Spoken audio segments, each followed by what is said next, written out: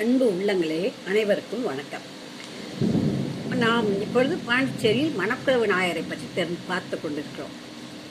முன்னர் பார்த்து பின்னால இப்போ 1688 இந்த பிரெஞ்சுக்காரர்கள் இந்த மணக்குள விநாயகர் பக்கத்தில் இருக்க கடற்கரையை ஒட்டி பெரிய கோட்டை கட்டினாங்க. மணக்குள விநாயகர் கோவில் கருவறையும் கூட அதன் முன்னால் சிறு மண்டபம் கூட இருந்தது. அந்த கோவிலையும் உள்ளடக்கி கோட்டையை கட்டிட்டாங்க. அந்த கோட்டைக்குள்ள இருந்துச்சு இந்த கோயில். இந்த கோட்டை வாசல்ல காவலர்கள் காவல் இருப்பார்கள். அவர் இந்த கோட்டைக்குள்ள இருந்த வெள்ளையர்கள் என்ன செய்தார்கள், யாரும் இந்த கோயிலுக்கு வரக்கூடாது அப்படின்னு தடை விதிச்சாங்க. ஆனாலும் அரசின் கெடுபிடிகள் அதிகம் இருந்த போதும் கூட கோட்டையின் கட்டு காவல்களை மீறி இந்த விநாயகர் கோவிலுக்கு தினமும் பக்தர்கள் கூட்டமாக வந்து வழிபட்டு சென்றனர். இது இந்த வெள்ளையர் அங்க குடியிருந்த வெள்ளையருக்கு எரிச்சலை மூட்டியது. புதுச்சேரி ஆளுநரின் பிஏ இருப்பார் இல்லையா, அவர் ஒரலையான் பேர். அவர் என்ன செஞ்சாரு, வெள்ளையர்கள் தெருவுக்குள்ள தமிழர்கள் வரக்கூடாதுன்னு சொல்லி ஒரு தடை இருந்தது அந்த முன்னால. அப்படி இருந்ததுனால இத வெள்ளையர் தெருவாக்கிடுவோம் சொல்லி அந்த என்ன செஞ்சாரு, அந்த அவர் தெருவுக்கு பேரு அவர் பேரையே வச்சுக்கிட்டாரு, ஓர்லையான் பேட்டை அப்படின்னு வச்சுக்கிட்டாரு. ஓர்லையான் பேட்டைன்னு வச்ச உடனே இங்க வெள்ளைக்காரர் தெரு, இங்க நீங்க வரக்கூடாது அப்படின்னு சொல்லி இந்தியர்களை பத்தி சொன்னார். ஆனா இவங்க கேட்டாங்களா, வெள்ளைக்காரன் பேரை வச்சாக்க அது என்ன வெள்ளைக்காரன் கோயிலா, வெள்ளைக்காரன் சாமியா?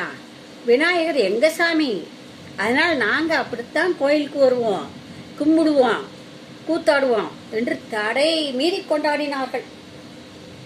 அப்ப உங்க சாமியை உங்க தெருவிலேயே வச்சுக்கோங்க, இங்க கொண்டாடாதீங்கன்னு சொன்னாங்க. மாட்டோம், அங்கதான் வச்சிருப்போம், அங்கதான் கொண்டாடுவோம் அப்படின்னு சொன்னாங்க. அப்பெல்லாம் 1699 உற்சவ செயல் இருந்தன. கோவிலுக்கு ஆன நடன மாதுகளான தேவதாசிரம் இருந்தாங்க. கோவில் விழாவில் நடனம் ஆடிக்கொண்டே போவாங்க.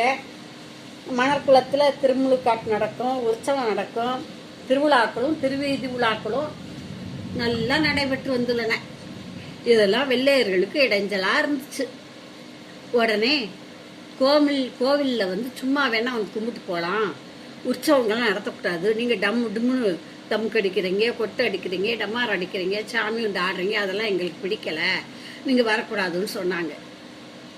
சொன்ன உடனே இந்த எல்லா இன மக்களும் நம்ம வெள்ளைக்காரனுக்கு வேலை செஞ்சு எல்லாத்தையும் அவங்க கையில் கொடுக்குறோம், நம்ம எல்லாரும் ஒன்று சேர்ந்து வெளியூருக்கு போயிடுவோம், அங்கே நம்ம வேலையை வச்சுக்கிடுவோம் அப்படின்னு சொல்லி ஒரே நாள் ராத்திரியில எல்லாரும் சேர்ந்து சென்னைக்கு போயிடுவோம். சென்னை ரோட்டுக்கு போனாங்க. போனா அங்க போற பாதைய மூட சொல்லி உத்தரவு போட்டார். உடனே குதிரையில போய் காவலர்கள் மூடிட்டாங்க. இப்படி பெரிய பெரிய பிரச்சனையெல்லாம் நடந்துச்சு. நடந்தாலும் கூட இந்த மணக்குள விநாயகரை கும்பிடாம இருக்கல, கும்பிட்டுக்கிட்டே விட்டு கொடுக்காம கும்பிட்டுக்கிட்டே சண்டை ஓட்டுக்கிட்டே இருந்தாங்க. பின்னர் கோயிலை சுற்றி மேற்கிலும் தெற்கிலும் இருந்த கட்டடங்கள ஆனந்தரங்க பிள்ளைங்கிற ஒரு பாக்கு கம்பெனி வச்சிருந்திருக்காரு. அந்த கம்பெனிய எதுக்காக வித்தாரோ அவரு கம்பெனியை வித்துட்டாரு வெள்ளைக்காரனுக்கு. கலூலா மும்பரைங்கிற வெள்ளைக்காரனுக்கு கொடுத்துட்டாரு. அப்போ கொடுத்த உடனே அவங்க வெள்ளைக்காரங்க மறுபடியும் அங்க குடியிருந்தாங்க. அவர் காலத்திலயும் அப்பதையே சொன்னாங்க. இந்த மும்பரை என்ன செஞ்சாரு, இவருக்கு இப்ப இந்த காலத்துல டூப்ளெக்ஸ்னு ஒரு ஆளுநர் வந்தார். அவரு கோடை வாசத்துல மொரட்டாண்டிப்பேட்டையில இருந்துச்சு. குளிர்காலத்துல கடற்கரை வந்துருவாரு, கோடை காலத்துல மொரட்டாண்டிப்பேட்டையில இருப்பாரு. இந்த மொரட்டாண்டிப்பேட்டைனா என்னன்னா, இந்த தொல்லைக்கால் சித்தர்னு ஒருத்தர் இருந்தார் இவர் காலத்துல. அவரு என்ன செய்வார், தினமும் மணற்குள விநாயகரையும் இங்கே பக்கத்தில் இருக்கும் முத்துமாரியம்மன் கோயிலையும் தினம் வணங்கிவிட்டு வருவார். ஆனால் தவம் இருந்ததெல்லாம் இந்த மொரட்டாண்டிப்பேட்டையில். இப்படி இருக்கு. இந்த மொரட்டாண்டிப்பேட்டையில் இவருடைய இடம் இருக்க, இது என்னடா பேரே அசிங்கமாக இருக்கு மொரட்டாண்டிப்பேட்டைன்னு, அதனால டூப்ளெக்ஸ் தெருன்னு வைக்கணும், பேட்டைன்னு வைக்கணும் அப்படின்னு இவர் சொன்னார். சொன்ன உடனே எதுக்கு அப்படி மாத்திரன்னா, மொரட்டாண்டிப்பேட்டைன்னு அவர் பேரை வச்சுக்கிட்டு பிச்சைக்கார மாதிரி இருக்காரு. ஆனால் அவர் வந்து வணங்குவாராம். ஒரு தடவை 2 தடவை வணங்கி கூட இருக்காராம். ஆனாலும் அவர் பேரில் இருக்கக்கூடாது, என் பேரில் இருக்கணும்னு மாற்றிருக்காரு. இவர் விட்டு கொடுத்துட்டு நான் இங்கே இருக்கல வேற இடத்துல இருக்குன்னு சொல்லவும், மக்களும் வேற இடம் கொடுத்துருக்காங்க. அங்கே போய் காட்டில் போய் தவம் பண்ணிருக்காரு. ஆனால் மணற்குள விநாயகரையும் இந்த மாரியம்மனையும் கும்பிடுறதையும் விடலை. ஆனால் என்ன சொன்னார், நான் எங்கே போய் தவம் இருந்தாலும் சரி, என்னைய கடைசியில் மணற்குள விநாயகர்கிட்ட இருக்கிற இந்த தெப்ப குளத்துக்கிட்ட தான் என்னைய அடக்கம் பண்ணணும், எனக்கு சமாதி எழுப்பணும்னு சொல்லிட்டாரு இந்த தொல்லைக்காது சித்தர். அவர் தான் மொரட்டாண்டின்னு ஏன் பேர் வந்துச்சுன்னு சொன்னால், அவருக்கு தங்கம் செய்கிற வித்தை தெரிஞ்சிச்சான். அது தெரிஞ்சிருக்கு. அந்த தங்கம் செய்கிற வித்தையை எனக்கு கற்றுக்கொடு எனக்கு கற்றுக்கொடுன்னு வெள்ளைக்காரங்க நம்மளால எல்லாம் போய் தொந்தரவு பண்ணியிருக்காங்க. அப்படி யாராவது வந்து அவங்கள முரட்டமாக அடிச்சு விரட்டிடுவாராம். அதனால அவருக்கு மொரட்டாண்டின்னு பேர் வந்துருச்சு. அதுக்கப்புறம் என்ன செஞ்சிருக்காரு, 1761 ஆங்கிலேயர் படையெடுப்பு வந்துச்சு. ஆங்கிலேயர் பிடிச்சுக்கிட்டாங்க.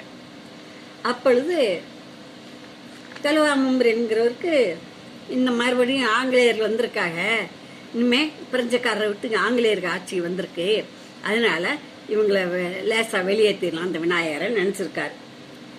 ஆனால் அப்படி நினச்சிச்சு அவர் சட்டம் கொண்டு வர, இந்த ஆளுநர் சட்டம் கொண்டு வந்தா அதுக்கு மேலே போராட்டம் அமர்த்தி அரசிக்கிட்டே அரச சபையில் போய் இந்த மக்கள் இந்த தன்னுடைய சுதந்திரம் பதிக்கப்படுதுன்னு சொல்லி நாங்கள் அப்படித்தான் சாமி கும்பிடுவோம் கேட்க, அரச சபை பார்த்துச்சு, இது என்னடா பிரச்சனை பெருசாக போல் இருக்கே, நம்ம நாட்டை விட்டே போக வேண்டியிருக்கும், விடக்கூடாதுன்னு சொல்லி சரிப்பா கும்பிடுங்கன்னு சொல்லிட்டாங்க சட்டம். அப்புறம் மறுபடியும் ரொம்ப விழாக்கள் நல்லா கொண்டாடினாங்க. இதை பார்த்து இந்த கலுவாமும்புரங்கிறவர் என்ன செஞ்சிருக்காரு, இதை தந்திரமாக வேலை செய்யணும் சொல்லி ஒரு நாள் கூலியாளர்களை விட்டு உடைக்க சொல்லியிருக்காரு. மக்கள் போராட்டம் பண்ணி அவங்களை நிறுத்திட்டாங்க. அதுக்கப்புறம் இன்னும் நம்ம தந்திரமாக தான் வேலை செய்யணும்னு சொல்லி கூலி ஆட்களை விட்டு அந்த ஒரு நாள் ராத்திரியில் அந்த விநாயகர் சிலையை எடுத்து கொண்டு போய் கடலில் போட்டில் கொண்டு போய் கடலில் போட சொல்லிட்டார். நாடு கடலில் போட்டோம்னு வந்து சொன்னாங்க. அவங்க சொன்னால் விடிய காலம் பார்த்தா எந்த ஆரவாரமும் இல்லை, அவர் பாட்டுக்கு பிள்ளையார் இருக்காரு, எல்லாரும் வழக்கம் போல கும்பிட்டுட்டு போகிறாங்க. இது என்னடா நம்ம கொண்டு போய் கடலில் போட சொன்னோம், இவங்க போட்டாங்களா போடலையா அப்படின்னு நினச்சிக்கிட்டு கொஞ்ச நாள் கழித்து இன்னொரு வட்டம் கொண்டு போய் போட சொன்னார். இன்னொரு தடவை கொண்டு போய் கடலில் கொண்டு போய் போடும்போது இவர் என்ன செஞ்சார், இந்த பிள்ளையார் வாசல் இருக்கும் இல்லையா, அவர் பிள்ளையார் தூக்கிட்டு போன பிறகு அந்த வாசப்படியிலேயே தூங்காமல் முழிச்சுக்கிட்டு உட்காந்துருந்தாராம். யாரும் கொண்டு வந்து கடல்லேருந்து எடுத்துகிட்டு வந்து வைக்கிறாங்களான்னு. ஆனால் யாரும் வரலையா. ஆனால் அவர் திரும்பி பார்த்தா உள்ள பிள்ளையார் இருக்காராம். என்னடா இது, இந்த விநாயகர் இப்படி தந்திரமாக இருக்காரு, நம்ம கண்ணெதிர இங்கே தான் உட்காந்துருக்கோம், எப்படி வந்தார் அப்படின்னு அவருக்கே தெரியலையா. அவ சரி இனி நம்ம ஒன்றும் செய்ய வேண்டாம்னு சொல்லி விட்டுட்டு கொஞ்ச நாள் விட்டுட்டார். பிறகு இது முழு சிலையாக போட்டால் தானே வருது, உடச்சி எடுத்துட சொல்லுன்னு சொல்லி கூலி ஆளுகளை விட்டு இந்த கலுவா மெம்பரன் என்ன செஞ்சார், கூலி ஆளுகளை விட்டு உடைக்க வச்சிருக்கார். உடைக்க கை வைக்க போனாங்களோ இல்லையோ என்ன ஆச்சு, இவருடைய கலுவா மெம்பரன் வந்து அதை கண்காணிச்சுக்கிட்டு இருக்காரு, சூப்பர்வைஸ் பண்ணிட்டு இருக்காரு. உடைக்கிறாங்களா இல்லை நெசமா உடைக்காம, ஏன்னா உடைக்கிறவங்கெல்லாம் நம்ம இந்திய ஆட்கள், தமிழ் ஆட்கள், இவங்க ஏமாத்துறாங்களான்னு இப்படி பார்த்துக்கிட்டே இருக்காரு. பார்த்துக்கிட்டே இருந்தா அவர் கண்ணே தெரியாமல் போச்சு. அவர் கை வைக்க போனாங்கல்ல உடைக்கணும்னு, அவங்க கை வைக்கவுமே இவர் கண்ணு தெரியாமல் போயிடுச்சு. யாருக்கு, கலுவாமும்புரனுக்கு கண்ணு தெரியாமல் போகும். அடடா இந்த விநாயகர் ரொம்ப சக்தி வாய்ந்தவர் போல் இருக்குன்னு சொல்லிட்டு அப்பா உடைக்க வேண்டாம் சொல்லிட்டு அழுது தவிச்சு கும்பிடுறாரு, கூத்தாடுறாரு. நான் தெரியாமல் பண்ணிட்டேன், நீ மன்னிச்சிருன்னு கேட்குறாரு. கேட்ட உடனே கொஞ்ச நாள் சரியா போச்சு. சரியா போனோடனே அவர் தலையிடவே இல்லை. அதுக்கப்புறம் அதுக்கப்புறம் இந்த கலுலா மும்பரன்ட்டு இருந்து அந்த கோயிலை சுற்றி இருக்க இடத்த அன்னை மீரா வாங்கினா அதுக்குள்ள இந்த தொல்லைக்கால் சித்தர் வந்து சமாதி ஆயிட்டாரு. அவரை கொண்டு போய் அந்த மணற்குள விநாயகர்கிட்ட வச்சு ஒரு நந்தவனமும் எழுப்பியிருந்தாங்க. ஆனால் மறுபடியும் வெள்ளையர்கள் வந்து சண்டை ஓடும்போது எல்லாம் இடித்து உடச்சி பிள்ளையார் சிலைகள் சில சிலைகள் இருக்க சிலைகள் உடஞ்சி இந்த நந்தவனம் அழிஞ்சு அந்த தொல்லைக்கால் சித்தருடைய சமாதியும் அழிக்கப்பட்டது. அந்த நந்தவனம் அழிஞ்சு போச்சு, மணற்குளம் அழிஞ்சு போச்சு, எல்லாம் போச்சு. போன உடனே கடைசியில் செஞ்சார், மறுபடியும் சீராக்குனாங்க. சீர் பண்ணவும் அன்னை மீரா வந்து அந்த இடத்த வாங்கினாங்க. அந்த மும்பரின் இருந்த இடத்த அவங்க விலைக்கு வாங்கிட்டாங்க. விலைக்கு வாங்கின உடனே அவங்க அங்கே இருந்தாங்க. இந்த விழாக்கள்லாம் நல்லா நடந்துருந்து கோயிலை கொஞ்சம் விஸ்தரி பண்ணுவோன்னு பண்ணாங்க நம்ம தமிழ் ஆட்கள். அந்த ட்ரஸ்டி எல்லாம் இருக்கும் இல்லையா, அதெல்லாம் சேர்ந்து செய்யும்போது கோயிலுக்கு இன்னும் கொஞ்சம் இடம் இருந்தால் நல்லாயிருக்கும். உங்க இடம் இல்லையே, ஒரு தேர் சுற்றி வர இடம் இல்லையே, என்ன செய்யலாம்னு இவங்க யோசிச்சுட்டு இருக்கல.